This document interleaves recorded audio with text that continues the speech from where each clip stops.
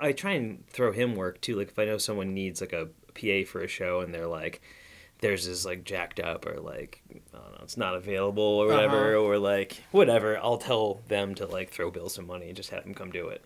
Yeah, he's good. He's good. Like he's got good equipment. And he's got good stuff. He knows how to just throw up mics in the right spots and get it going. Yeah. Also, I like how he like talks to people and stuff. He kind of lubricates things a little bit, which is great. So I kind of like throwing him in the mix for that reason. Like he's a character. He's just for the value of him being in the show. Like you get 2 stories a night at least from him too, which is great. I know. I'm gonna have him on because he's you gotta. He's told me some crazy stories. All right, well that's for Bill. Yeah. All right, so we're on. An American musician, audio engineer, and owner of Shards Records, Matt Molchaney. Studios. Oh shit. Yeah.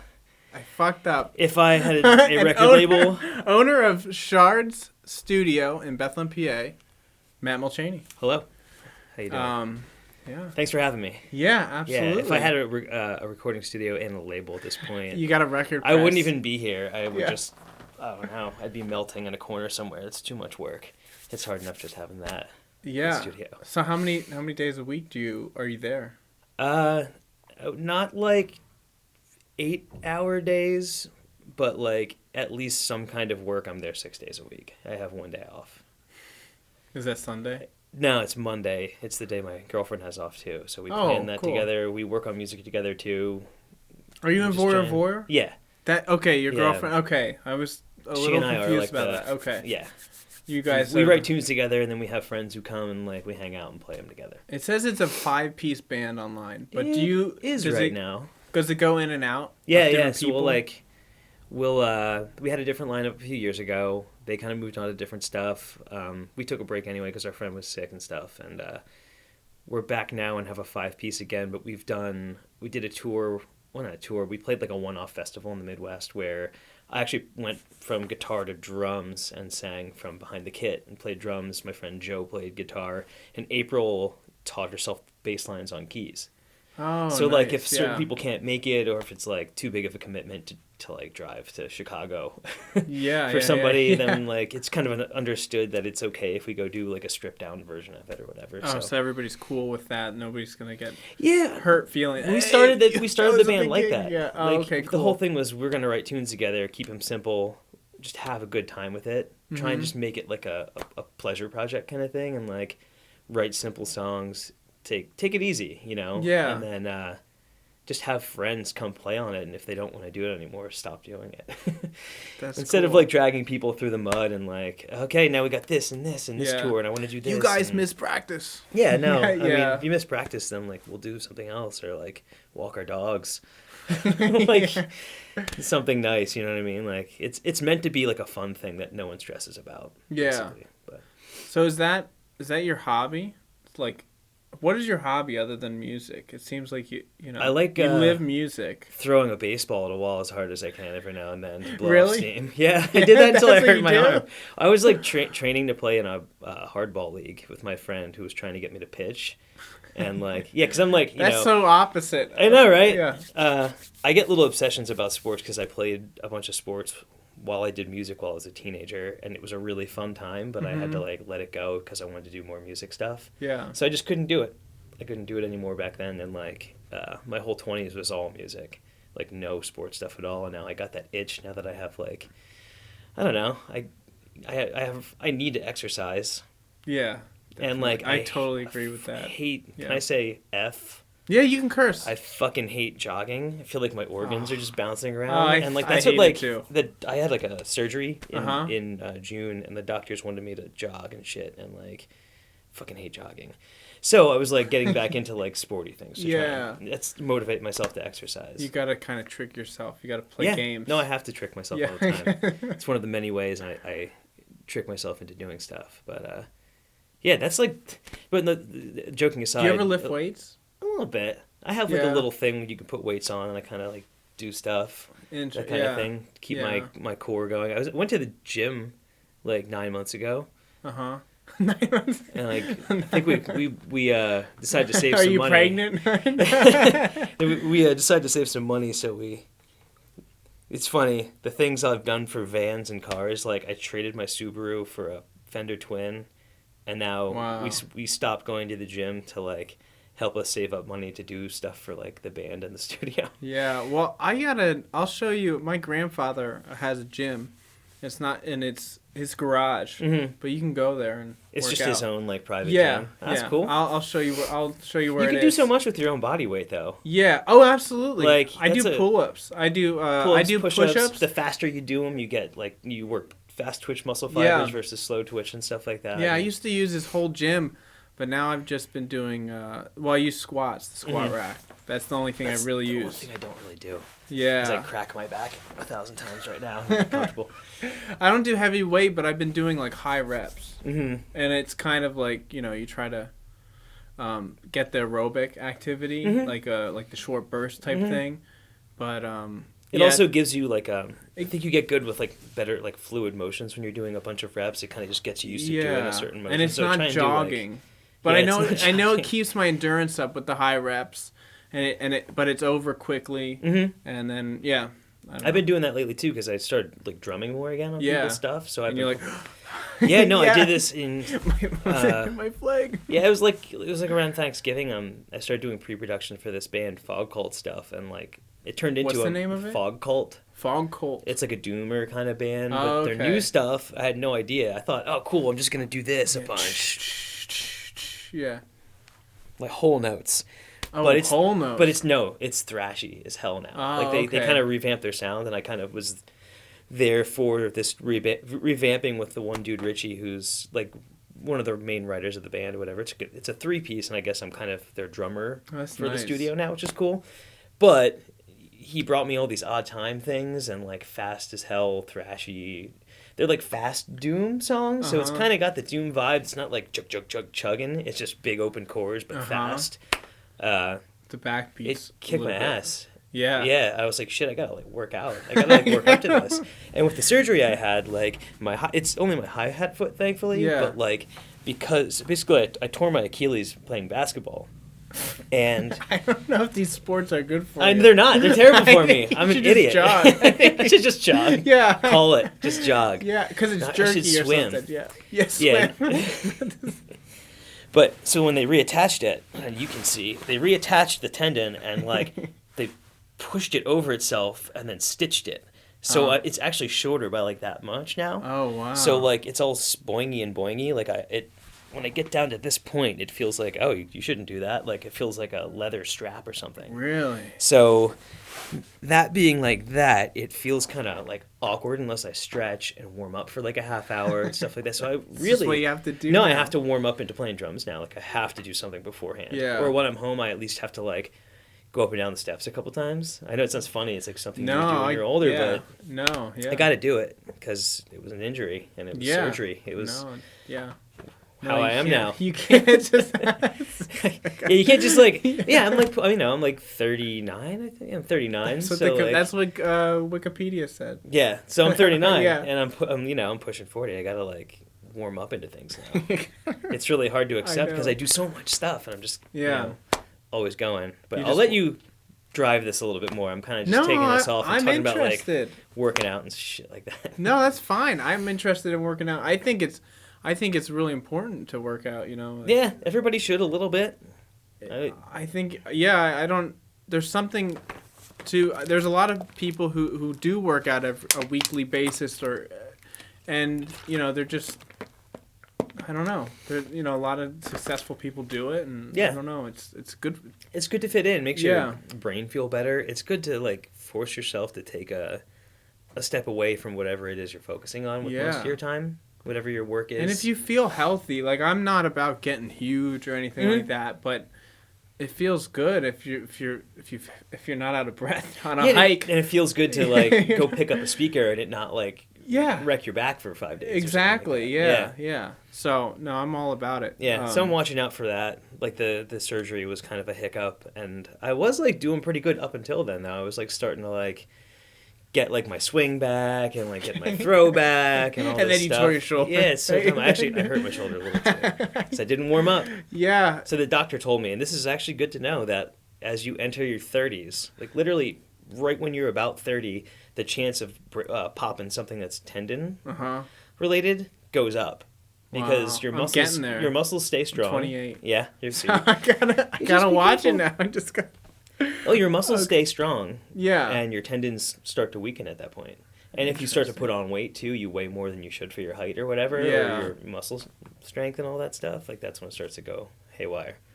So that's actually like a good little nugget of info I took from that. If you're like approaching 30, like start to warm up when you do stuff. I gotta move this to make sure that I'm recording. Okay. No, I am. Yeah, I get like that too. Whenever I do something that my hands aren't on, I'm like, Yeah. gotta make sure it's still going. But so when you to switch subjects back to your studio, The thing I should be trying to exploit. I think we got enough health info from you. No, I got more. Yeah, guys. All right, so Silent Sound Studio. Mm-hmm. When was that started? That was in 1999 when I was Okay. like 18, 19. It's funny you found that. It was my first year. I found a lot of stuff. my don't first worry. year of college. Yeah. I pretty much dropped out by the end of the year because I was a gigging musician at the time. It said you attended like a couple classes and you didn't get any credits. Is that true? Probably. Yeah. I don't even remember what I did at that point. Yeah. I did a semester. NCC. Yeah, it was an NCC. I did one semester that went all right and everything, and then the next one came along, and it was weird. Like, I didn't have a lot of money at the time. My parents and I were trying to like pay for college together and stuff, and then like some money wouldn't be there. I wasn't allowed in classes a couple times because like it wasn't paid up or whatever. Just stuff got messy and whatever. Yeah. So, and like I was in the middle of all of that. I got this building in Allentown and leased it, and then with the help of some people like rebuilt the whole thing. Like it was originally like a fallout shelter that someone used as like a little telemarketing firm or something like that. Yeah. So it had like a room, a kitchen, a bathroom, and one long room, but I closed the one side, put in a window, kept the kitchen, made a door to that room, made that a control room, made a conduit, made that the live room, made a waiting room with an Atari, and it was all cool. And like it really did it up. It was fun. That's awesome. And I kind of used it like as a commercial studio. It was my first thing, so I kind of felt like I felt weird making it like a commercial studio until I spent at least like 9 months really getting it down, being in a new room, because I had only ever recorded either at the Banana Factory, where I took some classes in my senior year of high school, or in my basement. And I mixed some stuff at this legit studio in Allentown too, but that was like my only studio experience. So I started it, and I felt kind of like I don't want to like charge anybody anything. I'll just record my own band for a little bit, and then I was teaching drums out of there. You want to get a little comfortable. Yeah, I want to get comfortable, and I want to feel like it's okay to charge. Yeah. For what I do. Yeah, you don't want to be like, I didn't record anything. It didn't come out. Yeah. I don't know what happened. But well, back then still it was owe like me that money. You hit back then you hit record. It was this thing. What did you? VHS tapes basically. Oh really? The format was called not reel to reel, but no. VHS tapes. I used to mix to reel once I was done, but it was a format called ADAT, which was an Elise's format. I heard about that. Yeah, it was horrible. It didn't sound great. And it was actual VHS tapes. Yeah, you had to put in a VHS in each one when you wanted it, and there were only 8 tracks each, and you had to sync them up to get more than that, which I had 2. Yeah. And then sometimes I'd borrow one from the studio. There's another studio upstairs to have 24, but something would go wrong with them every 3 months, and I'd have to drive to Broomall, PA. It was like the only place within 200 miles that would service them. So I'd drive down there, drop it off, and then only have 8 tracks for like 2 weeks or whatever. Wow. Yeah. Now That's it's like, crazy. oh, I'll just go borrow someone's converter if something goes down. Yeah. Or another computer or whatever. Yeah, So, I'll just order it off Amazon and get it here tomorrow. yeah, exactly. Yeah, I need a new one anyway, right? But yeah, I was recording to ADATs back then. I had like a decent collection of gear because now I had a place to put it that wasn't my parents' house. Yeah. Because that's kind of where I cut my teeth, was just recording in my parents' grimy basement. Yeah. And I had that studio for like almost like 2.5 years or something like that. And then I broke it up once I was getting ready to move to California to save up money. And I just heard a hiss. No. It's just the snake. There's a lot of sounds. No, there's something. But yeah, it was a cool learning experience. Uh-huh. I'm glad I did it. Like, it's cool to look. Actually, it's funny I haven't thought about it in a while. Mm-hmm. But yeah, it was a cool little spot that I did for a little bit. It was kind of a weird risk to take when you're 19, like kind of drop out of college and just start a studio. But after, like I said, after that 9 months, I started getting some people through word of mouth, and then I was recording my own band, and then we'd release something on like mp3.com, and people around here would hear about it. So you would have something in 1998. I have no clue about the technology. So you can convert it onto the computer. Yeah, then? that was a whole thing where you had to go That seems like go to a friend's house who has a card in their computer or something like that. Yeah. Like, they didn't just have that around. Yeah. You'd have a sound card, so like you could like watch your levels and like go out of whatever into the computer and like, you know, kind of get it to sound okay. But that's when like you had like a sound blaster card, and those all sounded largely terrible. Yeah. Unless you really worked the gain staging. And I really dorked it out, and I got it to where this fader down, this fader up, plus me cranking this in gets me a pretty good noise floor and whatever. But eventually I got Would it just over compress it? No, it would just clip. Oh, clip it. Yeah, that's what I mean. Just digital clipping. Yeah. Yeah, which was not cool. Eventually I got a card where I could dump stuff in, but I was mixing to DAT, so I got like an optical input, because the DAT player I had had an optical thing, so I'm syncing that up with the thing, and like all this. It was kind of a headache. Yeah. To get something crazy on anything back then. Yeah, I don't know. Yeah, it was pretty wild. So you moved to LA. Mm-hmm. And then there's like a paintball movie you did. You're on IMDb. You're my first guest on IMDb. I did some weird stuff that like doesn't seem like me when I was out there, but just a song that I wrote got in a paintball movie. That's what it seems like. Yeah. Yeah. So I was like technically in their sound department, so I got credit for that. Yeah. Then I did some weird like extra work and stuff like that too, where I like was on like a Nickelodeon show, like walking with the lead actors and like kind of reacting to them and kind of talking behind them and stuff like that. Just really weird stuff. What is that? Like you're reacting to them? Like background acting, where you like, so you say you're the lead guy and you're walking out and you're talking to the other lead person, and then you say something funny like, "Oh dang," you know what I mean? Like, like that kind of stuff. Like weird. Like I never thought I'd be on a Nickelodeon show.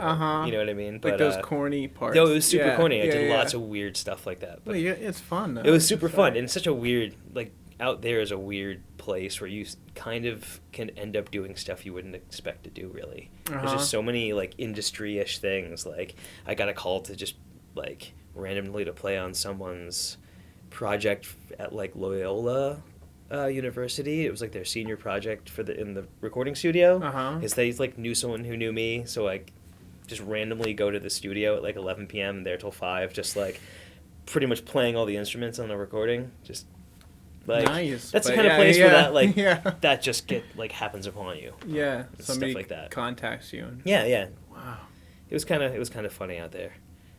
But yeah. What drove you back? I wanted to like be around my family. They were having kind of a tough time, so I came back and like saw that through, and then like kind of got like fell in love again with the scene around here, and kind of like I don't know the drive people have to kind of do their own thing. Yeah. I really, it's like, I kind of found that little pocket of people out there, and then when my band would tour, we would kind of find pockets of people that were kind of like that vibe around the country too, in specific spots.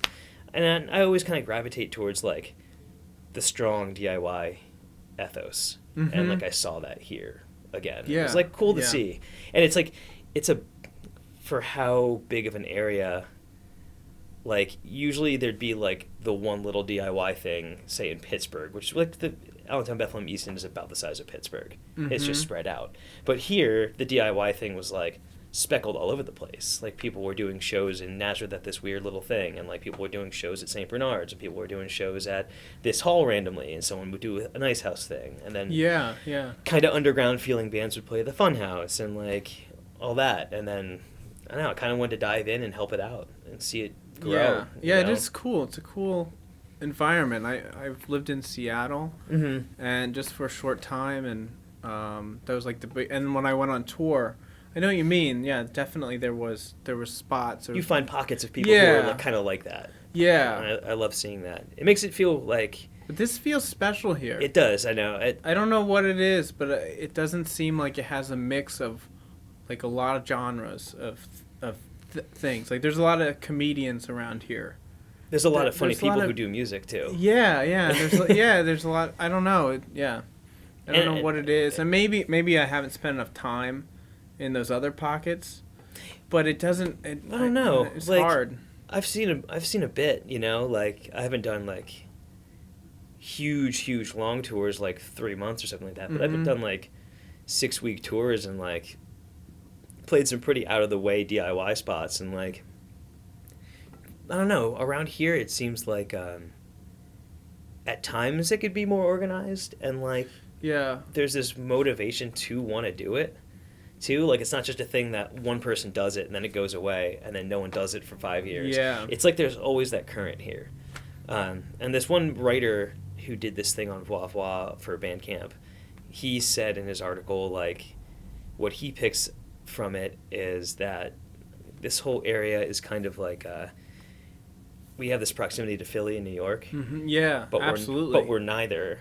And like instead of hopping on some new wave because you're 3 degrees separated from a band that like just blew up doing this certain sound. Yeah, we're only in half an hour away. Yeah. Yeah. But you're not in there seeing the day-to-day of, oh shoot, those people I know through that person are blowing up. I want to do something like that and get famous.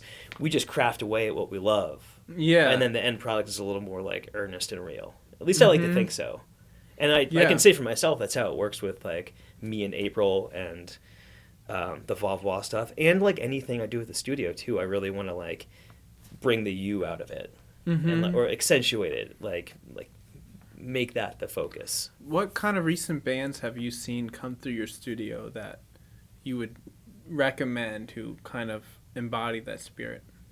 Like the DIY spirit? Yeah.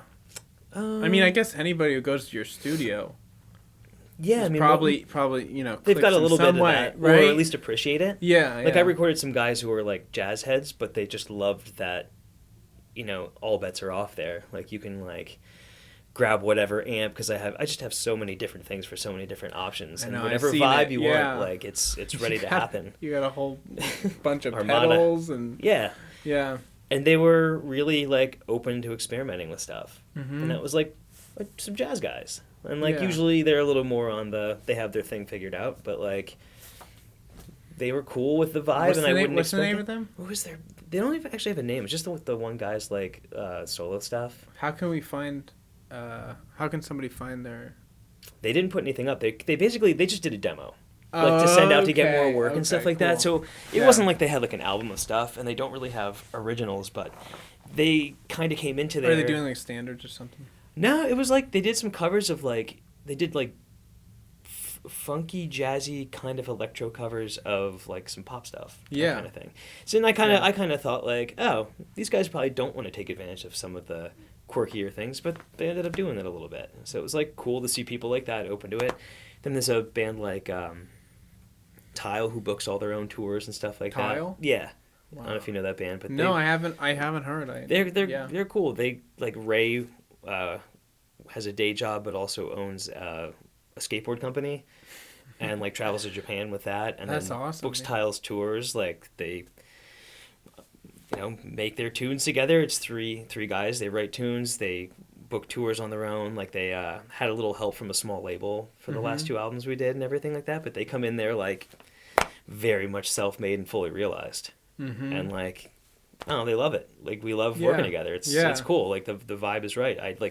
I think like how they think about things, and he's like headstrong and thinks kind of how I think. We end up kind of having chats and talking and motivating each other and kind of getting into some like discussions about that too. So that's another one. Tiles 2 albums are on their Bandcamp too, if you want to look those up. I'll check them out. They're like I don't know.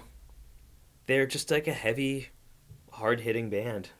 I'll check It's them out. Yeah, dark and explosive, and it. I like all kinds of music. Yeah. Definitely. I'm pretty Yeah. open, and I just got a record player, Nice. and I've been enjoying just like finding cool cover art and then putting it on and listening to it. Like fun, Right? Yeah. It's like, oh, that one looks good. Yeah, Like, yeah. Oh, I like this one. I've discovered some cool bands by doing that. Yeah. Yeah. So that's definitely a different way, refreshing to listen to it. Mm. Did you print any of yours to an album, to vinyl?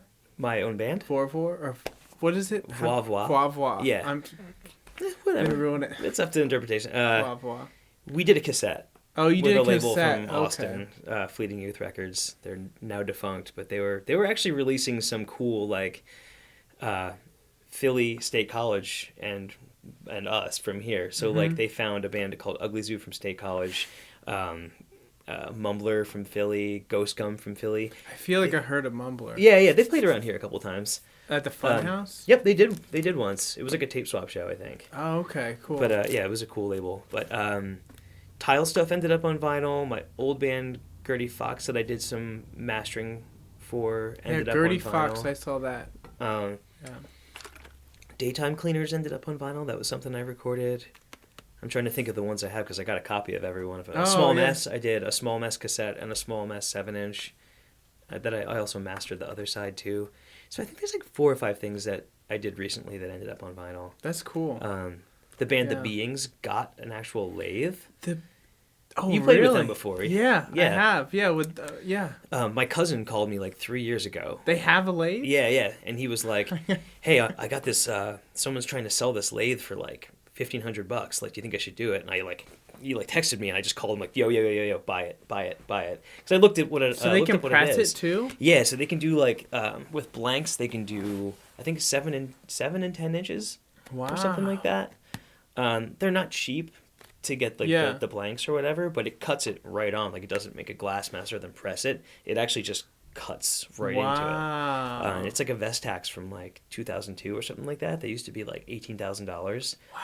Used market, they still go from 3 to 5, and someone was like offloading it for like $1,500 because they're like, I don't know, it's dusty. Yeah, get it out of here. I don't. Some kid and got it or something. They grabbed that, and I think we're actually gonna screw with bouncing their stuff right to that from the DAW.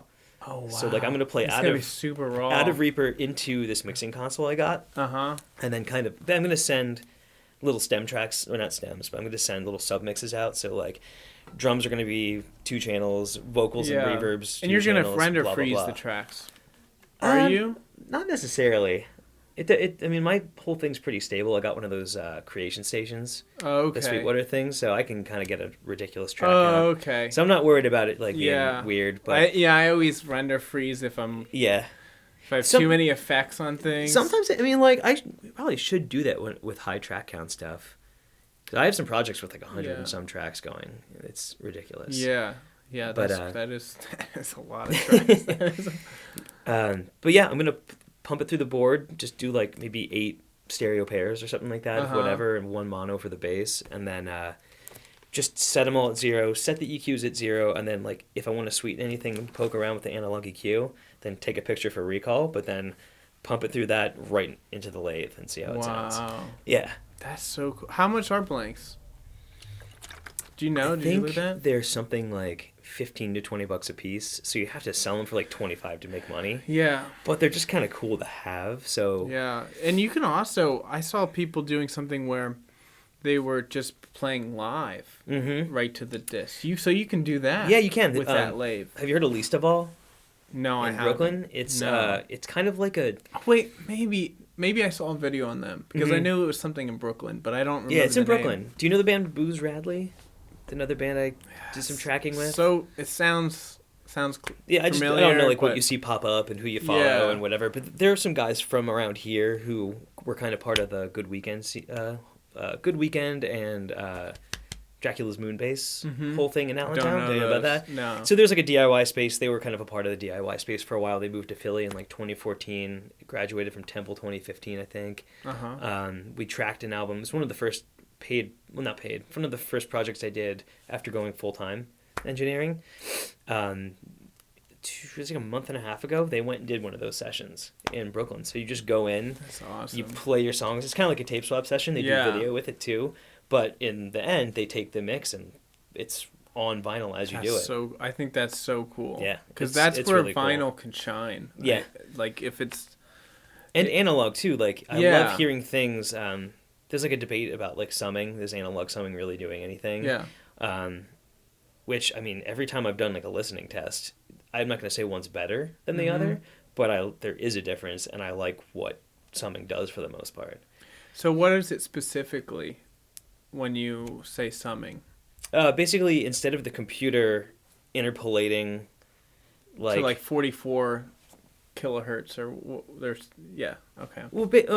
Yeah. Like, so the sample rate in the computer. Yes. Basically, like, if I'm working at 48 and 24 bit, when I make something that's eventually gonna get on CD, I'm downsampling it. Then every single track, the computer is basically doing a gigantic math problem that says how those should sound as two tracks mixed together. Yeah. But I see what you're saying. with summing, every single thing is going into a channel. It's added all together. Those electrons are just being physically put together and dancing around, and there's lots of room for randomness in that. Oh, yes, And I completely understand. You know what I mean? Saying. Yeah. There's no like, if you mix something down twice and you put them together and flip the phase on one, they're gonna null out.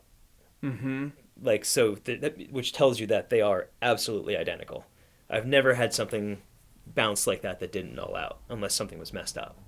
So like that tells you that they're absolute identical copies. But if you put something through a board and mix it twice, and you flip them a little bit, there's always a little weird noise in there, and there's just some funky stuff. And I think like it's kind of like a metaphor for the humanness of what goes into the recording in a way. I think we like to hear those little bits of like realness about it. It's kind of screwed up sounding. It's like when you go to a live show, you know, everybody has their equipment and they set the tone, but the room is reverberating, funky, you know, and there's how you feel in that moment. Like your brain is summing it at that point. Exactly. Your brain's putting it all together. Yeah. And you have all kinds of errors going on. Like you're hearing reflections that are all over the place. Like you'll look at something, you think it's louder. Like that happens. Like you look at like someone singing, if you don't see them singing, it probably doesn't sound as loud as if you're actually looking at them. There's all kinds of weird stuff with video. I'm sure with you doing video, you've noticed stuff like that. Definitely. Like, that's why I wanted to record this video-wise, because there's just something with it's people seeing it. It's more attractive. And it's basically like errors in a way. Oh, yeah. Like, I can look at an edit and hear the edit, but when I look away, I can't hear a thing. It just sounds like something smoothly goes by. Like, if I'm in a track view and looking at something splicing together and, like, I'm looking at it, I'll hear it happen just because of how your, like, audio and visual cortexes can kind of, like, intermingle. It's weird. Yeah, that is a weird thing. Yes, even when you have, like, spots that are, like, micro in size, like just empty spots that they sound, but when you see them, they click. Exactly. You think it. You think it. Like, in some cases, you think it does, but it doesn't too. I know. Yeah. It's so weird. But like, you kind of add a little bit of extra error and weirdness and humanness when you throw it through a console. That's you're talking about. Yeah. So it just gives it a little bit of extra something. That's really that's an interesting perspective on it. I didn't even think about how the computer is putting together all the tracks. I just assumed, I guess, because I don't know so much about it, that it just is adding it up anyway. But no, it's it's doing like a huge math problem that's the output how is big is that machine? Are they going to bring it to your studio? Yeah, I'm going to have to clear some space. Like, the board I want to mix it on is a 16-channel late 70s Soundcraft. It's, like, that big. And then their lathe, like, that by, like, that. And the lathe is probably about, like, this big. So we're going to have to kind of, like, set up a table or something like that. Because it's not every day I'll be doing stuff like that. So we're going to kind of make it, like, a special occasion, I think. I think that's so cool. And we might not like it. But, like, we're going to try it. And at least we'll have some piece of vinyl with our little test on it. You could always throw on if you want to refer to it and like see how it sounds, you know? Yeah, you're going to have to do a couple different tests, right? Mm-hmm. Yeah. Well, hopefully we'll just nail it, but... Because I'm going to get the mix set first, you know what I mean? And then I'm going to like do a test and make sure the levels are cool going in. We like the mix, and then just hit it. There it goes. Yeah. Wow, that's exciting. Yeah, I'm pretty excited about that. Looking forward to hearing. Well, after, let me know. I'm interested to stop by and just watch it. Yeah, that'd be cool. Yeah, I mean, you know. For sure. Yeah. Yeah, they're super open, cool with that. So. Yeah. Yeah. Well, that's. Yeah, it'll be fun. That's an exciting thought. It's a good learning experience too. To just train your ear what happens when you do that. Yeah. Maybe, you know, now no, it's like making me think about all the, like, listening to these vinyl and thinking about, well, maybe that's one of the reasons why vinyl sounds different. Yeah, if it's giving you a different feeling. Yeah. Well, one thing is that you might be listening to something that never left the analog domain. Mm-hmm. Like some albums, most I'd say at this point, most albums were recorded on some analog tape machine. Yeah. Mixed down to another analog tape machine. Then that reel was sent to a pressing facility where they made like a, you know, cut glass, cut one, and then like made copies from that. So that never stopped being some kind of continuous analog signal. Mm-hmm. It never got sliced up and became discrete ones steps. and zeros. Yeah. Wow. Which is cool. It's cool to think, but I mean, digital's so good now. It sounds beautiful. I know, yeah, like, no, it's. I also think there's.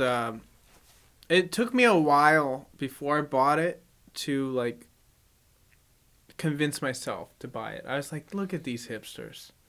Look at these fucking hipsters with their fucking records. I can just go on YouTube. I can get it all on YouTube. It's true. So, I fought with myself with that thought, with that side of me, like saying, yeah, I can just get it all on YouTube. Yeah, but you can't go grab, like, whatever that is. Like, what is that, like flamenco guitar or something? Hawaiian Paradise. Exactly. I got it for 40 cents. Exactly. I know, and it's all these You can't nice go grab that on YouTube and throw it on. I mean, you could find something like it. But you wouldn't think. It's an experience. Yeah, exactly. You're finding it. Oh, you found something cool that looked neat. Like, yeah. You go home and you play it. If it's not your thing, you still, like, maybe it's good background music to work out or, like... It is Hawaiian Paradise. Sure. I've worked out the weirder shit. The Poltergeist soundtrack. But yeah, no, that is one of the things I sold myself on it. And then also the fact that you have to just listen to the whole album in a way. You take the time to put it on, so you're going to take the time to listen to it. There's no ads. I'm glad you said that. That's like one of the best parts of vinyl too. Yeah. Like aside from like the quality, which could be cool, it's debatable. I mean, it's technically there's cracks and pops. It's not perfect. But you're going to listen to the whole side, flip it, listen to the whole next side. Maybe you'll like listen again because you don't feel like changing it. Yeah, exactly. So you start to really like feel like the arc of the album and like the living, breathing thing that the artist put together. Yeah. You know? It creates a relationship with it that you don't really get when you're just playing songs as a one-off. Yeah, and just even when you find something, it feels special too. Because if you're on the internet and you find something, you're like, somebody promoted that with some money. Yeah. That's how it feels. Every time I see something, some kind of algorithm bullshit promoted that. Yeah, to like make it bubble up to the top. Yeah. Yeah. And as helpful as it is for bands and stuff like that, in some cases, like it still is like... It takes things out of your control a little bit. It doesn't make it as special. Yeah. To that's what I love about the radio. Like MUH and DIY have like 88.1. Yeah. 88.1 and 91.7. They have people like 90. And some shows that were on 91.3, but it's like bought out now, which is weird. But they have people hand picking stuff for every show.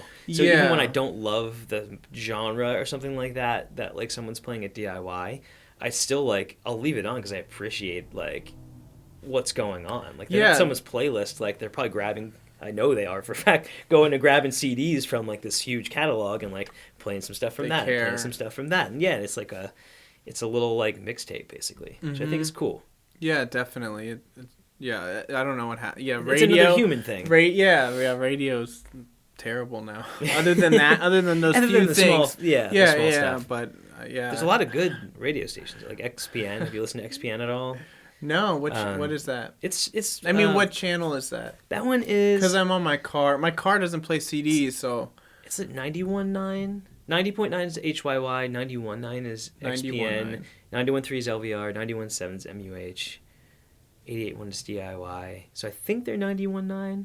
You'd have to check. Okay. But they play some cool like up and coming-ish stuff and like on the indie side of things, like. I'll check them not out. necessarily indie music, but stuff that's just on that side, just more something, indie labels. They or throw like, different things around. You're gonna get a little bit of a different experience. Mm-hmm. So you put on shows at. Do you put shows at the Fun House? The Ice House mainly. The Ice House mainly. Mm-hmm. And how do you get the bands for that? I mean, you know a lot of bands, but what's your process of selection and It's kind of like and curation with that? It's generally a mixed bag. Like some of them we will have been hit up by like a smaller booking agent or a band who does their own booking from like out of town. Mm-hmm. Like we had 3 weeks ago now, we had 2 bands from Philly. Their like manager of the one band hit us up, and then they said we have this other band too we want to bring up. So we were like, cool, we can do that. We based a show around those 2 bands, and then kind of fill in the rest with locals that are like That are similar. close enough. Like I like Yeah. doing kind of eclectic bills. Like that one was 2 kind of dance pop-ish bands. One was real grimy, and the other was like a little more sheen. And then the opening band was like Talking Heads B-52's Oh, nice. punk influence Yeah. too. So they were kind of like all over the place and Yeah. really, really eclectic, which is cool. And people were cool with all of it. You know what I mean? But What's the name? Hairdo. Hairdo. That band was Hairdo. That's a perfect name for that kind of music. Right? Yeah. Hairdo, Arch of Love, and Lovelorn. I think it was the 3 bands. Yeah. And then sometimes we'll just have a date where like we shoot for one specific band because we've done either something similar recently or we know something's coming up that someone else is doing. So we try and like always stand out a little bit, if not just fit in a little bit. So we'll do a show that at least the headliner's a little different than something that's been playing around that time. Yeah. And then we'll just kind of go down the list of like who haven't we hooked up with a show, who have we been wanting to hook up with a show, who hasn't played around here in a bit, you know, try and keep it so, because we don't want to like burn out Yeah, I was thinking the same word. too. Yeah. We used to be pretty good about posting in there's an LV shows group on Facebook, and we would always post as soon as we have dates what we're doing so we don't end up like double booking, which has happened on occasion. Is that the main thing to check out for your shows? To know what shows are coming up? They're on our website and on Tape Swap's Facebook page and Instagram. ShardsLV.com?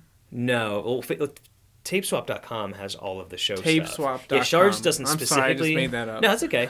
I see Shards LV Instagram, right? Yeah. Okay, I just made up the .com. .com. Yeah, I should grab it. Yeah, I know.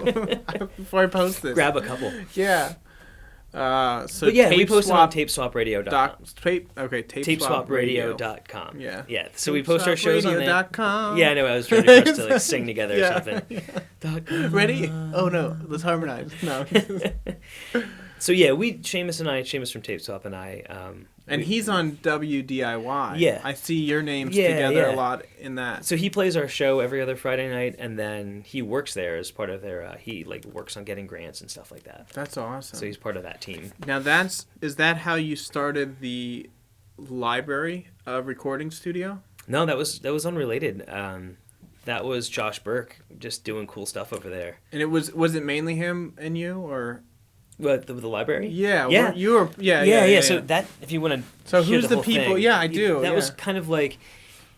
So it's been 2 years. 2 years. He kind of talked to me about like. 3 years ago, he talked to me and Seamus about doing a show.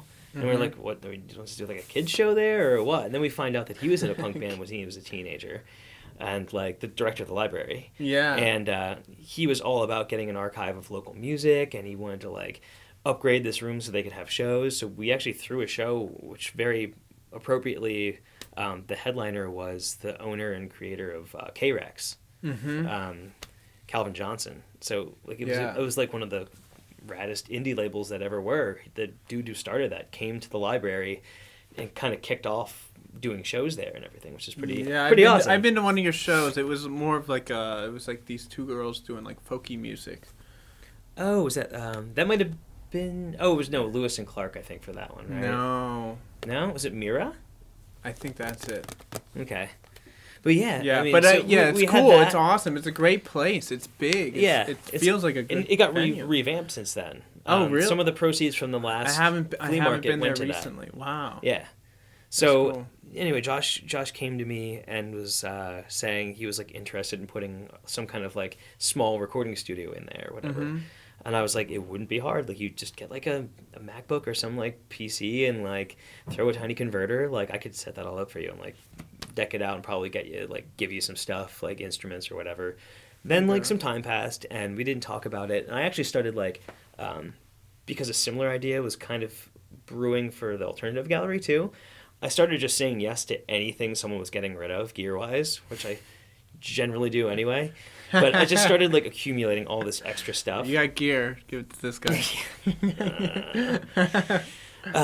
But I just kind of kept this collecting going and whatever. And then I saw Josh in September, and he was like, "Oh, we actually started that process of getting stuff. We got a grant for like $10,000." I was like, "Oh, hell yeah! Like, where's it at?" He's like, "Well, we got this guy who Lehigh wanted to use to put it together, but he just bailed on the project." And I was like, "I'll finish the project." So I went in, I looked at what he got. I kind of like, I was like, "Don't need it. Get rid of it, whatever." We sold a bunch of stuff back or returned it to Sweetwater. Then I had like a bunch of more money to work with. Great. Yeah, they were, obviously cool. That was easy.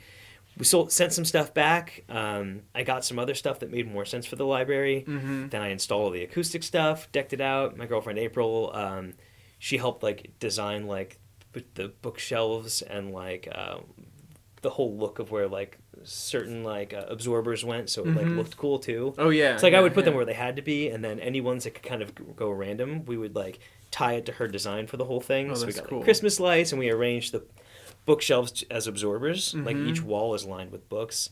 Oh, that's awesome. Yeah. So we went in and just did all this stuff and made it feel really cool. And then I put out a call for instruments, donations, and stuff like that. And we ended up with like more than enough drums, cymbals, a bass amp, guitar amp, bass, a guitar, an acoustic guitar, a piano, an extra mixer, like a sampler, like a Dr. Sample. You got a Dr. Sample? Yeah, like an old school one. I know, yeah. I had a 404 for a while. Yeah, playing with it. That was the precursor to that. Yeah, I know. That's why. I got to mess with that over there too. Oh, okay. Well, then you sold me in going over there. Go ahead. It's free. Yeah. I think you have to watch an awkward video I did. That's pretty much it. Yeah, I made like a training video, and I don't even know if they use it anymore. Studio. Yeah, it was pretty bad. You gotta press this button. Yeah, but there's like a little startup guide, so you'll be fine. But I'll record some of these weird albums and then sample the Dr. Sample. It's so fun. But yeah, he pretty much I got hired to do that, and I was like, I don't want to just get paid to just put the stuff in and piece out. Like I wanted to really like build something out of it too. So I got donations, and I talked to lots of people about it, and like kind of really pumped it up, and like connected people there and everything. So it like kind of became a living, breathing thing super fast. And that was my involvement. And then I kind of like I pop in every week and like or every couple weeks and double check that everything's working okay and whatever. Yeah. But they ended up with a good like 8 people to volunteer engineering it too. So they have like this one guy who he kind of has like seasonal work where he'll work real hard for 3 months, have off for like a month and a half. His month and a half, he just goes in there like almost every other day and helps people run sessions just as a volunteer. That's awesome. Yeah, he's like a good younger dude. That's it's just really crazy. cool to see that your library in your town has people on their day off going in and recording drums or like doing a session with somebody. Like, yeah, that's it's great. super cool. I don't. Do you know of other libraries doing that? Yeah, there's like one. It's pretty much I think Brooklyn and Seattle are the only ones that have like an actual mic collection and like more than like 2 inputs or something like that. That's so This one's got like a 32 input board. You could mic a choir, and we have a snake that I ended up keeping, a digital snake with like, so you hook it up with Cat 5 cable. Yeah. We could put that upstairs, run the Cat 5 downstairs, and we could record 16 channels live in the big Cohen room. Yeah. Wow. It's pretty rad. Yeah. I'm glad I got to, be a part of that, and it was cool to think that I did something like, I was a part of something that was like permanent in Bethlehem. That's a good thing. That's a good resource. It's a great, it's really becoming a real entertainment place. Yeah, and that only that serves to keep it going. Like that's like I was saying when I got here in like 2008 or whatever, I wanted to do something that helped because I saw the potential. I wanted to do something that helped the scene grow. Mm-hmm. So like I did this zine, and like the purpose was, and same with like Tape Swap, that like it'll motivate people to want to end up getting written about, and it'll make you. It also changes your perspective on where you are too, like the rooftop sessions and like a zine and like a radio show comprised of mainly local music. It makes you feel better about where you are, and maybe makes you feel like you're connected to somebody, and it's going to get out there and be heard by somebody. Yeah, so it's kind of like a way to just expand the communication, but also kind of like hold a mirror up to it and like see what's going on. Yeah, because if it's not on the internet, it doesn't exist. Yeah. Like that's how it feels. Yeah. You don't know. You become so isolated Mm-hmm. in your own world. Yeah, and it's just that's one of the reasons why I did this too. Mm-hmm. Other than that's great too. Like, also, Yeah. like, that's really awesome. You're doing this. Like, yeah, the more of this, the merrier. And yeah, like, yeah. I'm glad you're putting a spotlight on people doing it. I just see so many not only characters like interesting people, but people really working hard to do something, and I feel like they're gonna be successful. Mm-hmm. You know, and if they're not successful already in their own way. Yeah. I just And I'm surprised that nobody has done that. Nobody has done a podcast just about the people behind what's going on and everything like that. Yeah, and I mean, there's other podcasts that I see around the area, but I don't know. I just feel like Yeah, we talked about doing like a roundtable one with Tape Swap with people from different generations of like punk scenes and underground scenes here too. Like, that's cool. Maybe collab on that one or something. Absolutely, yeah. Well, I really. Sorry, we're making plans. Yeah. No, that's fine. It's promotion, right? Yeah. Yeah, stay tuned. We didn't just get this scripted. Yeah. No.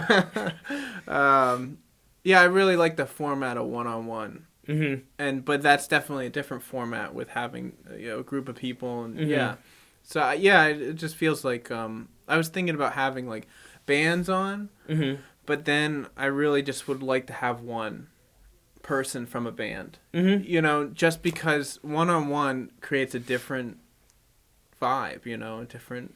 Well, yeah, it's more intimate. You can't toss a question off to anybody. No. You just got to answer what's coming at you. Exactly, and it's.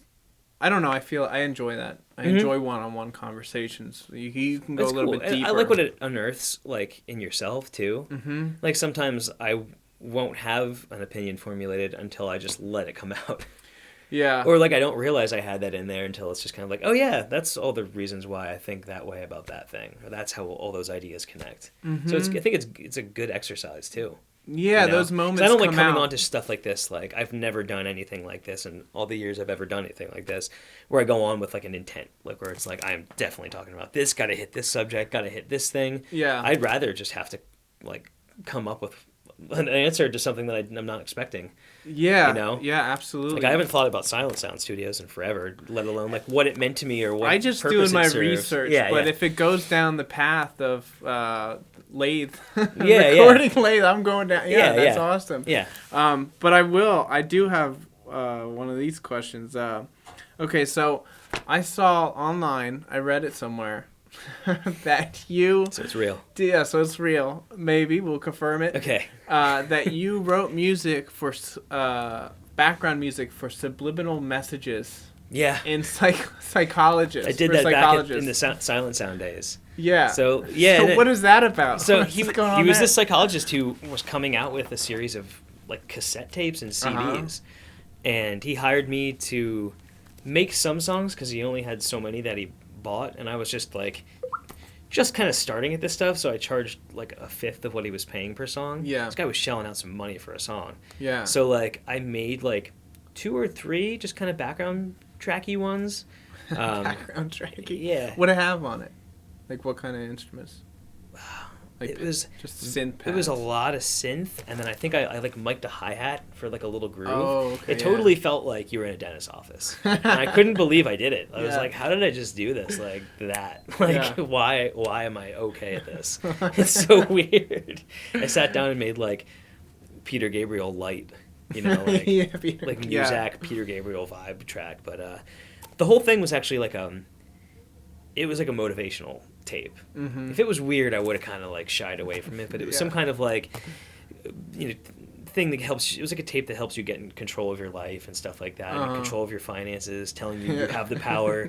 So it was like kind of whispered behind the music, and then like his one daughter said everything backwards in your left ear, so it like went into your right lobe and like whatever. She said it backwards? Yeah, she read everything in backwards. Reverse? Yeah, all the words in reverse because somehow like if you hear that in your left ear, like it goes into your right hemisphere and you do something with it. I don't know. I was like, that's wacky, but cool. You know, fact check that later. Yeah, I know. I was like, you're not actually like you're really a psychiatrist, right? You got a doctorate? Yeah. Never asked to see the credentials. But yeah, so I did that. It was a real thing that I did. Wow. that was, yeah, that's like one of those things I saw is like, what? And you did open for the Flaming Lips in Music Fest 2016. Yeah, 15. 15. Oh, yeah, whatever. That was wild. How was that experience? I can start with the funniest part of it and then tell you about the rest of it if you want. Because the funniest part, which has the biggest punchline, that makes everybody... This makes everybody howl. Okay. When I tell them that we talked to Wayne Coyne backstage at the end of the night. I think it was right before they went on. Or maybe right when they came off. And he was like, our bass player at the time, like gave him a hug and was like, thank you for all the music you made. Like, he was a big influence and stuff like that and blah, blah, blah. And like, we were all like chatting for a second. Then he was like, yeah, just come party in our trailer. Let's hang out. And April's like, oh, we got to get home to our dogs. And we were like, everyone was kind of like, okay. Yeah. All right. Well, nice meeting you, Wayne Coyne. Yeah. That was it. That was the end of the night. She pretty much was like, no, Wayne Coyne, we don't want to hang out. We gotta go check on our dogs. And I think she basically said she knew we didn't have to check on our dogs. She was just like worried that like he didn't actually want to hang out with us or something like that. Or whatever. So we've been busting on April for years about that. Because she was just like, he doesn't actually care. For the past 5 years. Yeah.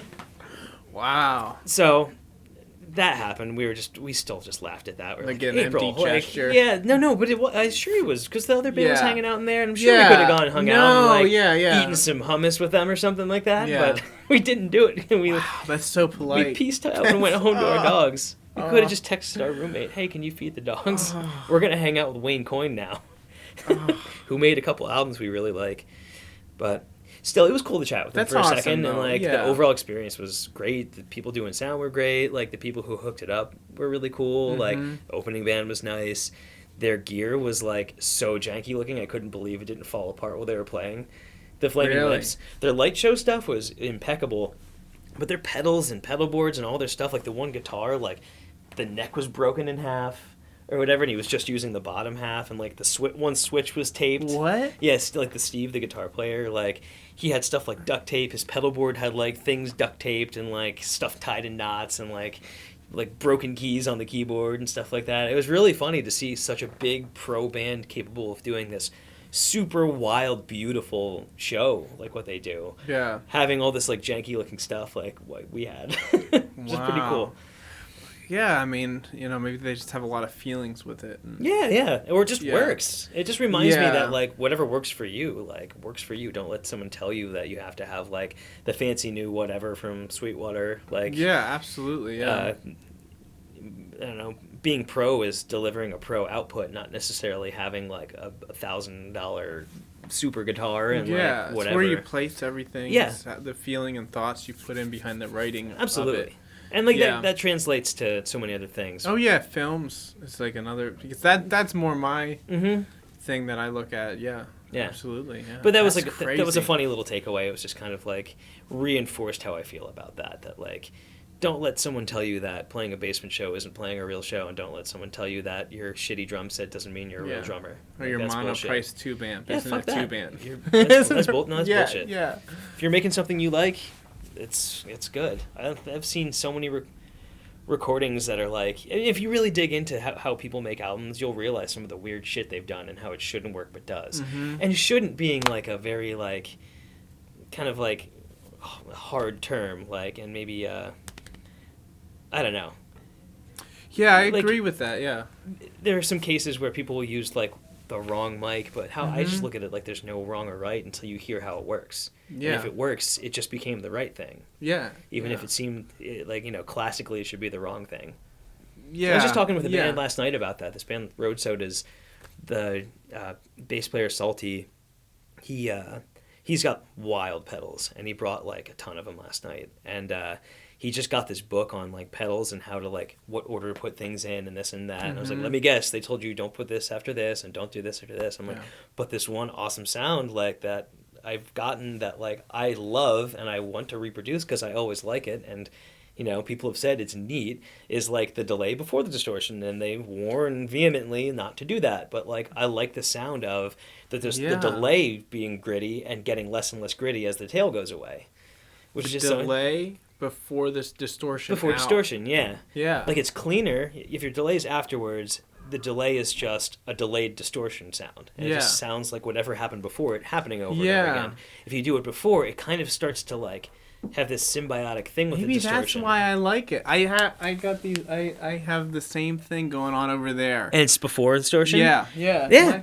My delay, where is it? Well, my delay is like right after my octave pedal. Okay. Like, it's like right at the beginning. So you're going to have octaved repeats that get less and less distorted as they repeat. Exactly, and then which it goes I think is cool. Chorus. It goes what is it? Chorus, and then reverb, and then Yeah, no, definitely. Yeah, usually supposed to do like delay and verb at the end, and then kind of the modulation after the distortion, and then like a boost after the distortion in between modulation. No, I like I agree. The distortion at the end. It's unique. The distortion at the end kind of. I feel like that's. It's cool. It's special. Yeah, it's bringing out all the saturation. In the signal. It sounds more like a tape echo too. Yeah. Because that thing's just a big ball of noise and grit on the way in and out. Yeah. Like it's almost hard to make those sound clean. So I don't know. That's just one example where it's like, I don't know, someone telling you that's wrong, so it's not good sounding is bullshit. Like if it sounds right, it's right. Yeah, definitely. Yeah, it's what you want. It's what you want. Yeah. And but it's part of your voice, basically. Yeah. You know? It's part of it's your paintbrush. Well, do you watch stuff on YouTube? Sometimes. Do you know Simon the Magpie? No, I've heard of that before. You gotta check him out. He's like because he like does crazy things. He's pretty smart where he's knows how to do a lot of circuit stuff. But he'll like circuit bend toys. He'll make like weird instruments, physical and do all kinds of weird stuff, and he'll record it and make a song out of it. That's cool. Yeah. And it's pretty just. It's pretty lo-fi, his setup. He has like a couple GoPros, and then he does a great job. He makes something from unexpected things. Yeah, that's makes great. Something out of nothing. That's really cool sounding stuff. So I like that. I like his. To check it out. Vibe. Yeah, Simon the Magpie. Yeah. Circuit bend stuff is fun. He's like over in the Netherlands, I think. Yeah, somewhere over there. Cool. Yeah, I'll have to check that out. So yeah, what's the rest of the night for the Flaming Lips? It was just amazing. We got to they're like had some family there, or like some of our best friends were there, and we like were able to just like show our little badge and walk through a little thing, and we walked over to the side of the stage. So I was like standing there with a couple of our bass players' friends and April, my girlfriend, and like watching them play 6 feet from us or something like that. Like we are on the side of the stage right where they're playing. That's awesome. So just standing there seeing them do that, and getting to see it from that angle was awesome, and then going out front and knowing we just played that stage and here they are creating this like weird universe in front of you was amazing to be a part of it, to feel like we were like, it was humbling to know we were allowed to be a part of that. Yeah. You know? It's a cool moment. Definitely. That is that's so cool. Didn't you get to open for someone pretty cool too at the Electric Factory or something like that? No, I didn't. No, you didn't. No. You were telling me a story about that. Did you open for somebody? No. Were you in a duo or something like that? Yeah. No, I didn't open. You didn't. What did I? You did something cool. I thought it was when we were recording with Nate. I thought you said something about that. The coolest thing I got to see, but I didn't. It was on my tour. I stopped at Les Claypool's vineyard. Oh, wow. Yeah, and he had a classic car show. That might have been what I was talking about. Oh, okay. And we got to hang out and meet him. And that's awesome. He's really down to earth. He's a really cool guy. I was a little hyped, That's really meeting cool. him. Yeah, so, being a bass player. I was asking dumb questions and like, and exactly. He's gotten it all before. I was like, "What do you think about this guy?" And it's like, and then I think, it was probably like, "Oh, this guy's wants me to talk shit on this guy or something." And it was. I was just so excited, but it was really cool meeting him. And, but he was cool. It's always cool to hear when someone of that like stature is cool. Yeah. Yeah. It's cool. He's got a vineyard. Yeah. No, he's good for him. Yeah. Well, he's doing all kinds of crazy stuff. I like that Lennon Claypool. Yeah, I heard some of that. Yeah. It was like, 6-9 months ago some of that stuff came out or something like that? Or in the last year? Yeah. Time's flying by. It's hard to keep track of stuff. He also released another Primist, I think the Desaturated 7, and I don't know, all his stuff that in the past, since 2016, I mean, I even liked his Naugahyde album. I don't know that one. That was like in 2013. I was listening to him on cassette then. Yeah, 2013. I had an old Primus cassette that I rocked like in 2013 in the work car. But yeah, they've been doing some really cool stuff. Yeah. They keep it going, and yeah. But he's not on the show today. You are. Yeah. So, no, I'm just kidding. Maybe next time. Yeah, maybe next time. I gotta work my way up the IMD list. So, do you plan on staying in Bethlehem for the rest of your life? I don't know. I Yeah. don't make like that far of a long-term plan. Speaking of vineyards, I want to have a vineyard one day. You want to have a vineyard? You like wine? I like wine. I like getting growing into that stuff. too. Oh, I you like making growing stuff. I made wine a few years ago. And I was like, wow, I could like. Yeah. And each batch came out a little different, and I did little tweaks. I like cooking and stuff like that too, and getting spices right, and like toasting this and that and whatever. Yeah. And I thought that'd be a fun way to like maybe have a place that's big enough to have that and a place to record and people kind of like come and stay or something like that. And that'd be way far away. I also have like rescue animals and shit too, which everyone starts to think you just about. want to have your own like ranch. Yeah, something like that. Basically, that's where it's going. But like that's a goofy far away thing. I love this scene and I want to stay a part of it for a while. The van I was telling you about in the text, it's big enough to tow something. Oh. And April and I are kind of making our first step towards like RV life. Really? We want to buy another house here. Like we'll sell ours, buy a new house, and maybe put the studio on that property, but have enough space where we could park an RV on the side and whatever, and then leave when we don't want to be here. And I've started to talk to different bands, and a few have showed interest, like specifically in the Midwest and West Coast, in me actually coming to them with my gear and like getting a space and working there, than me taking it home and mixing it. So I kind of thought, like, instead of my DIY tours I did in my 20s, like, I'm going to do recording tours. Wow. Where I actually go out and go to Michigan or Chicago-ish area where I know some people and, like, track something there for, like, a week. Head back home to go back to normal and work on it. So it's kind of like a vacation in a way. But I'm working. But it's kind of like I get to get out of here and, like, throw our dogs in the van and, like... That sounds awesome. Just go. And, like, April and I love to travel. And when we went to Austin for South by Southwest in 2016, like, it just reinvigorated us. We're like, I want to do this all the time. I bet that's a huge event. Yeah. Well, it wasn't just the event part of it. It was just, like, the getting to be out of state and to see different stuff and have a different place to go every night and, like... Oh, yeah, the tourism. Yeah. It gets you pretty hyped. Yeah. On traveling and stuff like that. It also feels good. Like when you come back, it's like you get a little bit more confidence. Yeah. In yourself. I don't know. I felt like I got that because it was like, okay, you completed something like that. Yeah, I felt like, I didn't, now I got that off my list. Yeah. It felt like that after playing that Flaming Lips show, and we still had 2 more Music Fest shows to go, I think, at that point, because we had like 3 or 4 that year for whatever reason. Wow. Yeah, it was awesome. ridiculous. You guys are booked. We had a bunch, but getting through that and like the tour to Austin and back the next year and really like feeling like we nailed it every time, it just makes you feel like it's not something you have to worry about anymore. Like I don't know, playing live can be like nerve-wracking a little bit, Yeah, like, absolutely, yeah. You start to realize things like, oh, it's really nice getting there earlier than you think you have to get there, so that like you get like your jitters out and then you're just there and it's ready. You need to get bored in the space. Yeah. I know, that's what I would do, because I did. Okay, so you're talking about RV life. I took a student loan and I bought an RV with it. That's what I went on tour with. And yeah, it was a 22. It was called Winnebago Road Warrior. I've seen those. 22 foot. Yeah. 20 foot. We had looked at ones about that size. Yeah. It was in 1993, and it was good. It only had 80,000 miles on it. That's cool. Yeah, and so we had fun in it. But yeah, definitely, I would just drive to the venue. Once we got to the venue. 2 people? Yeah. 2 people. Okay. Yeah, it was. Yeah, we would play bass and drums, and I would sing.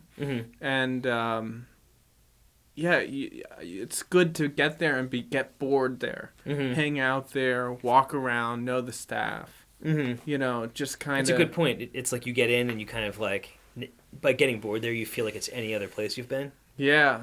Any other place you've been bored, like you start staring at everything, and you're like, I'm it feels tired. familiar then, yeah, so it's not so like it's not so shocking or something. Yeah, definitely. Yeah. And the people aren't shocking. Yeah, you're like, oh, that bartender's there they cool. are again. Like I kind of know you waiter. now. Oh yeah, he's looking at we have a rapport, and I'm gonna maybe joke with you exactly. or something from stage. No, it's a no, I get that.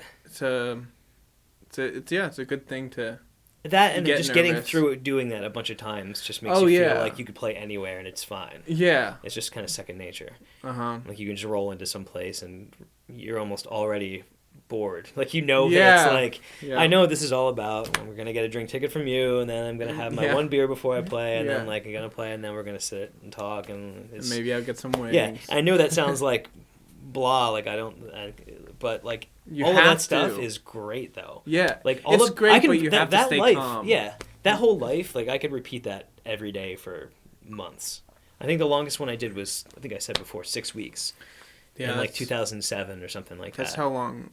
6 weeks. Yeah, that was totally felt in the groove by then, and like halfway through, you start like, it's like the first week you get real tight, and then the second week you get this kind of thing. It's almost like you're not bored, but like not complacent if you don't want to be. You're so familiar with everything that you start to like kind of like float above it at times, and it's almost like you're out of your body and you can start to experiment in a way.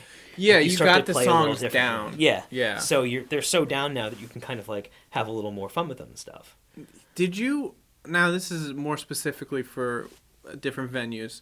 Now, were you ever playing venues that wanted like 3 hours out of you? Not with that band. We were always kind of like a get in and do anything from like a 25-minute to maybe 50-minute set or something like that. A standard set. Yeah, where people knew us, we would always play longer and sometimes play songs twice and funny stuff like that. Yeah. But where we were new, I always found that like playing your strong stuff and getting in and out and just, the old adage, leave a good impression, leave them wanting more. Yeah.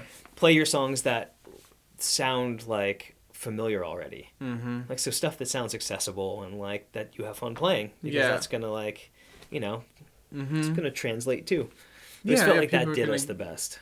Yeah, I like on tour. I was like, well, I need to make some money for gas and stuff like that. We did one where it was like that, where they gave us a 2-night stand in Louisville, and it was like we played a 35-minute set the one night to close out this band's set, and we got paid for that. And then the next night we had to play from.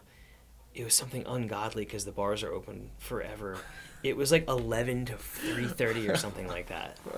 It wasn't with the band that I toured with in the 2000s. It was with my kind of in-between band, New Madrid Faults, who I formed here. It was like the first band I was in when I got back from California, basically. And we did Austin. We did some shows with this label who did the album with us in Philly. We did Brooklyn and stuff like that. And we always did just a hit it, quit it kind of thing. But we were on this tour. We did Nashville, Austin, the Carolinas, Virginia, Pittsburgh, somewhere else in PA or whatever. And there's just one anchor gig, though, where it was like you get to stay at the one guy's guest house. He brews beer, so you can just have at that. He's got bunk beds, TV, is air conditioned, and that's awesome. Like he hooked it up with some snacks and stuff like that. You want to do the wine version of that? Yeah, kind of. But we had one of those gigs where it was like, okay, that's this one's paying like a good chunk, and it's going to pay for pretty much everything else. Yeah. Those are good to have. We used to do a Funhouse gig as our kickoff here, because you get paid pretty well there. Like Tina's got it set up. How would somebody get in there? You got to call Tina. Tina. Yeah, leave a message. It sounds like it's some mob shit, but you got to call Tina, and she calls you back, and then like she'll throw some dates at you. She'll see if like you're gonna make sure you cover the whole night, or if you're gonna split it with somebody. She's cool with multi-band bills, but she usually wants one original band to play like the whole 3 night. hours. Yeah, something like that. See, But it's good. She has the everything running there. I will say, like, as smoky and as small as the Funhouse is, she tries to never get cover bands in there, and she makes sure that you make some money that night too. It's a great place. Yeah, it really is. I mean, it's a fun. I like going out dancing to rock music. I take my wife out there. That was like one of the big things that we bonded over. Mm-hmm. Like when I came back to the area, like I was living in Cape Cod and I didn't know what the hell I was doing in Cape Cod. Mm-hmm. I followed a girlfriend there, and we broke up because I had nothing to do. But the fun house, I was like, this is a special place I can come to that I didn't get in Cape Cod or anywhere else. Yeah. Where it's every every night. Every night. They're jamming on some cool music. Sometimes there's a jam night. Yeah. And then some nights will be the rock band night. Some nights will be something indie-ish. They'll have a college night, which I have no idea what that means. College night. Yeah, it's called college night. Yeah. It's like, oh, okay, we're playing college band. night. Like, there's a discount or something. But yeah, it's cool. It's eclectic. You can. Yeah. Over like last night, I think Hexting played. Oh yeah. Or something like that. Yeah. Which is like an improv, electronic kind of krautrock, whatever, no wave band. Jamming. It's like a you know a. But not a jam band. Yeah, it's like a. They got synth. They got like synth bass lines. Like sometimes they got like a guitarist. Electro dark jam. Yeah. Something like that. Yeah, and Kai sings vocals. a little bit too now, which is cool. Yeah. She always adds something cool to things. Mm-hmm. But yeah, that last night. Just pick one night. Last night was a dark electro jam band. Yeah. Which, of course, we have here in Yeah. Lehigh Valley. Yeah. It's such a Lehigh Valley thing, too, to have a fucking electro jam band. Leave it to Dave Kresge and Eric Santana to keep something like that existing. Yeah, then you'll have, like, some jam band at any point during the week, and then, like, some band will probably, like, a punk band will split a set with somebody or fit 3 bands in or something like that. Yeah. Yeah, I know. It's great. You go there and there's always something. Yeah. So that's how you get in there.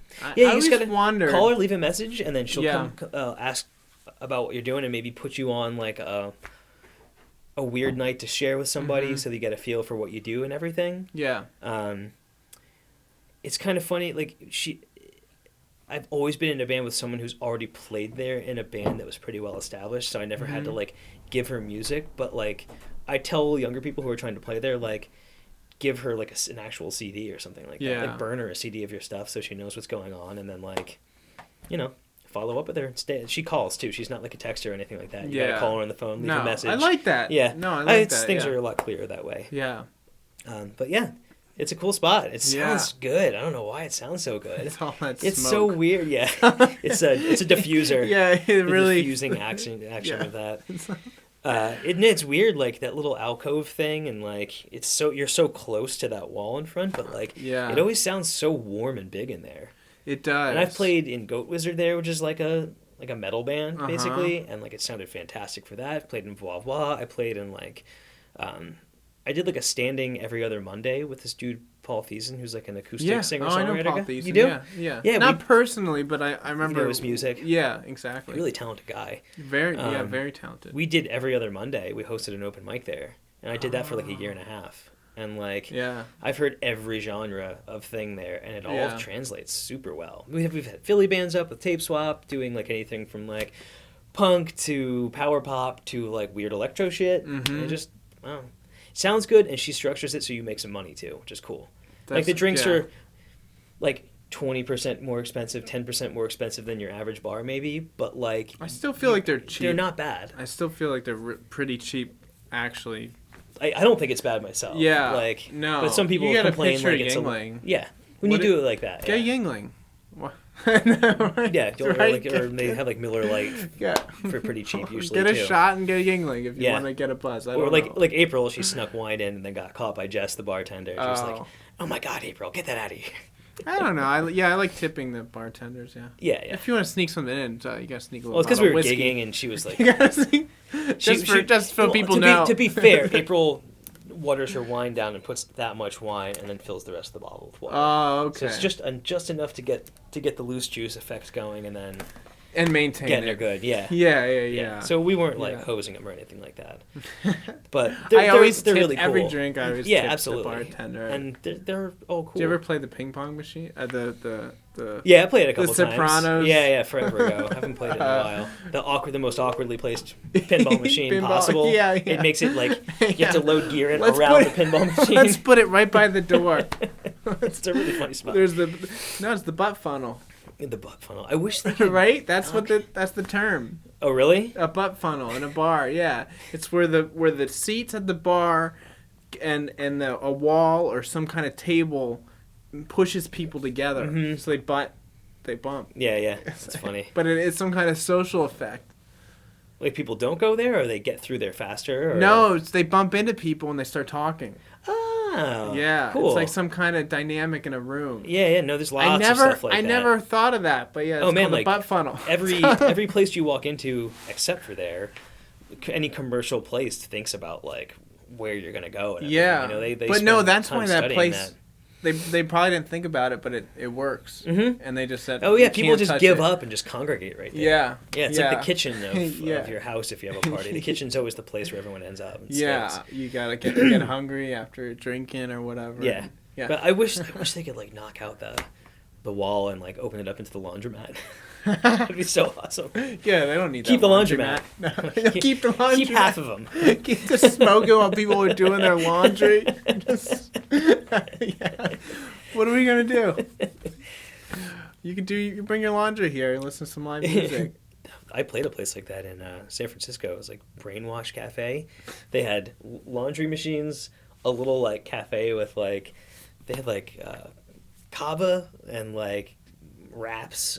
Kava, smoothies, wraps, coffee, and then a laundromat, and then we played on the one side because they had live music, which was so bizarre. We had to play like a kind of quieter set there. It was so weird, just in the center of San Francisco.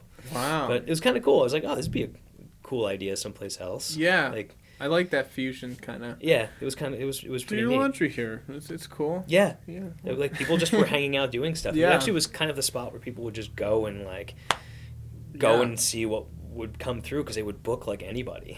They would pretty much book like lots of touring people. They actually put ads in like DIY tour postings and stuff like that, so they got people from all over the place. They like wanted to do that, which is always cool to know. Like I love places that are out for that too. Are there any websites that you would recommend for a band to find venues? There were. I know one got taken over, not taken over, but like the torch was handed to somebody else. Mm-hmm. It's called DoDIY.org. Do.DIY. Do DIY. Yeah. Before I came upon that one, and this one has a lot of similar contacts if it still exists, but it was called Book Your Own Fucking Life, BYOFL.org. I like it. I discovered that when I transitively kind of like, I picked up my first zine because I picked up my first flyer that sent me to a show that sent me to a record store that blah, blah, blah, and it went from there.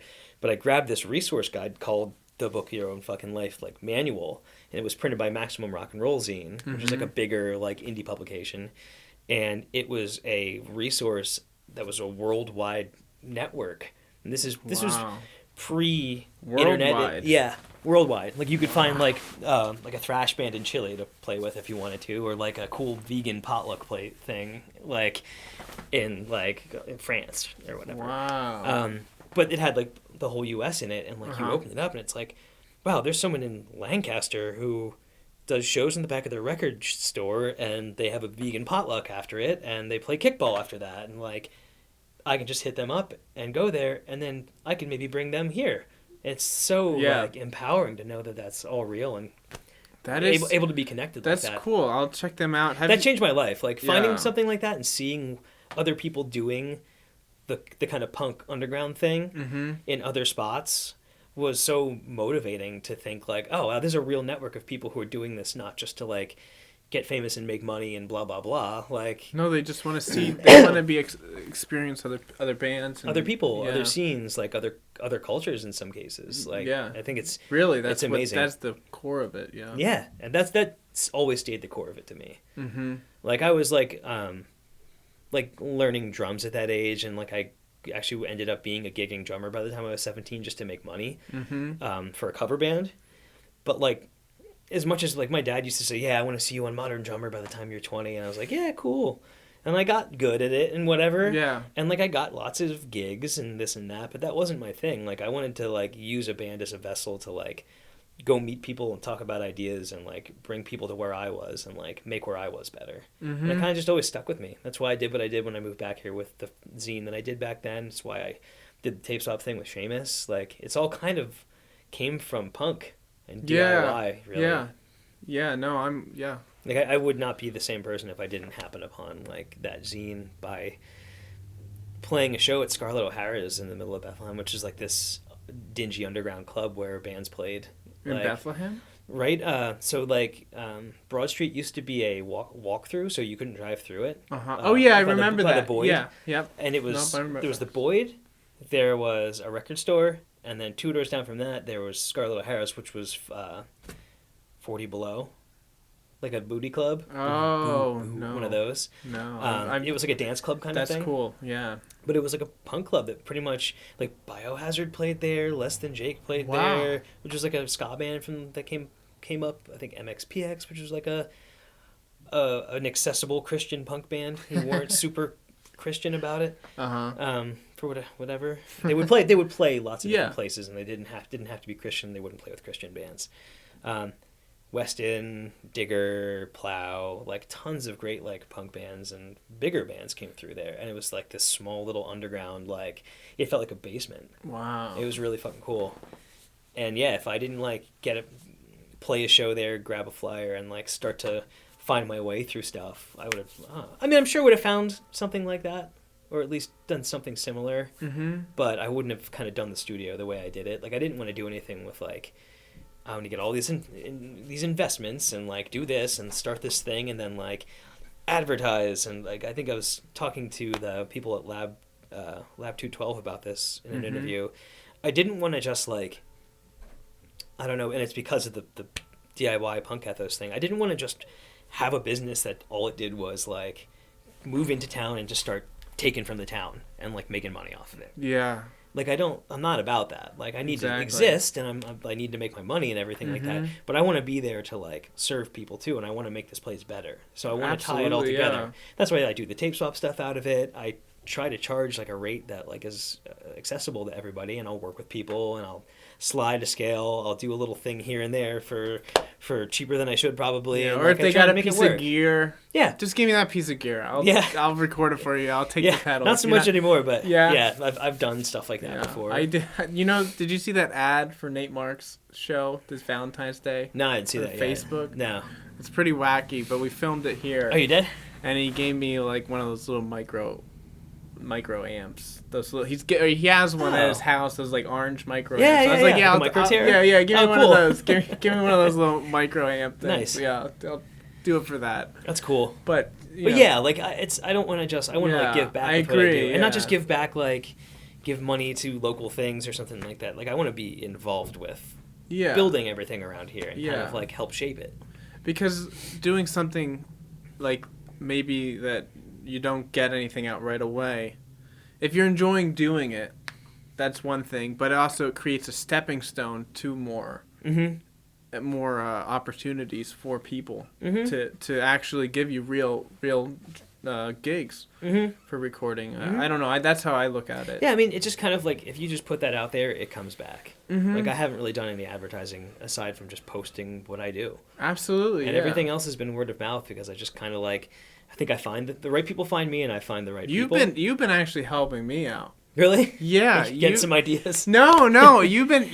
I'm pretty sure We're from Antarctica came to me to do their. Oh yeah. Because I've been doing videos for them, music yeah, videos. I kicked them your way. For Yeah, sure. definitely. Because I thought you're like the aesthetic of the stuff you did. I was like, oh, that'll fit in with what they're doing. Yeah. I think so. No, that's So that's whenever really cool. anyone's talking about that with me, because Yeah. some bands we talk about every facet of what they're gonna do, and I kind of try and jump in and help guide them if they really need it and whatever. Yeah. So yeah, like they thank you well. for that. Yeah, sure, of course. But yeah, no, it's definitely. And that's the thing too, Yeah. like kind of paying that forward and keeping everyone working with the people local, and like that's only going to help you do more for people who are here. That only makes everyone here look better. Yeah. And Oh, us absolutely. feel like we're doing something legit, whatever that means. But you know what I mean. I feel like we're doing something strong. Well, you need to And seeing projects through. You know, Yeah. I think it's really cool. You need to put things together, and if you don't, then it just is nothing. It's just ideas, and then if you are able to release it, then it's it's out there, and lots of people can see it. And that's forever. How stuff comes back to until you. everything blows up. Yeah, I'd say Everything- yeah, right. the heat death of the Yeah, universe. yeah, exactly. Yeah. It's good There's for no more energy left. Everything becomes just a big black blob. yeah. But until then, Yeah, we're still we all get yeah. huddle up together and stay warm and Yeah.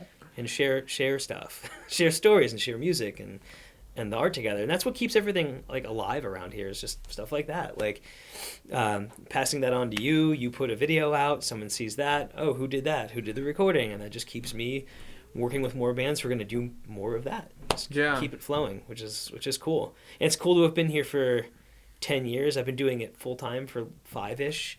I always was recording that whole time, but like the first 5 years, you know, there are people who were in their late teens who are like doing really cool shit now. They're like your age, and they've been working for 8 to 10 years on their craft and are getting incredible with their instruments now, and they're developing their voice and they're doing cooler and cooler stuff and like learning how to record. Like my friend Lee, I don't know if you know any of the bands who practice at Shards, like LA Fast Life.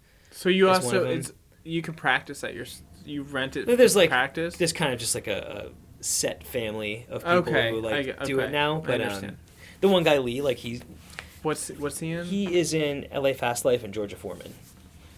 Okay, no, I don't You don't know Lee. them. Just check them out. They're both great. I will. Yeah. They're and really unique. And he was always interested in recording, and we played a band for a little bit together. He kind of started as a fill-in, then he was like, oh cool, he's our bass player, and then that band ended and everything. But he was going to school for like music technology stuff, and like the first stuff I saw him do here was like kind of crustier, fast, like twinkly, like emo-ish bands and stuff like that. But then I just watched him slowly grow over the years, and now he like has his own little rig, and he records at Shards too, but with his own rig. So he'll bring his stuff over in a suitcase and a rack and like set it up and record his own band, and like he's getting really cool sounds, and he's like experimenting, and it's like I got to watch that dude like, you know, go from being like a 19-year-old guy kind of just testing stuff out to like he's got a rig and he's recording his band, and like he's finding a unique voice with it too. That's awesome. Like he's doing his own thing with it. Yeah. Like, he's not just like, you know, doing the necessarily what I would do. Like he's just got a special thing. He's got like an 8-track analog like cassette recorder kind of thing, and like he's just doing cool shit. Wow, that's yeah. Yeah. So it's like cool to like have seen that over these years, and like people kind of grow into this area and like grow into other bands and like, you know, be a part of everything, and like this makes me happy to see that. And I think it'll only continue by, you know, passing it along to other people, pass along work to you, work with bands who really like care about themselves and each other, and like, respect each other, respect me. Like it only serves to feed the scene. I couldn't agree more. That's yeah. I think that's a good place to end it. Okay. Yeah. Sounds good. Yeah. Feeding the scene. Yeah, exactly. I think it's I don't have any more questions, and I just talked your face off, so no. I think that was awesome. I'm joking. Yeah. Cool. All right. Hell yeah. All right, well, thanks for having me. Yeah, absolutely. Hands are cold. Hands are cold.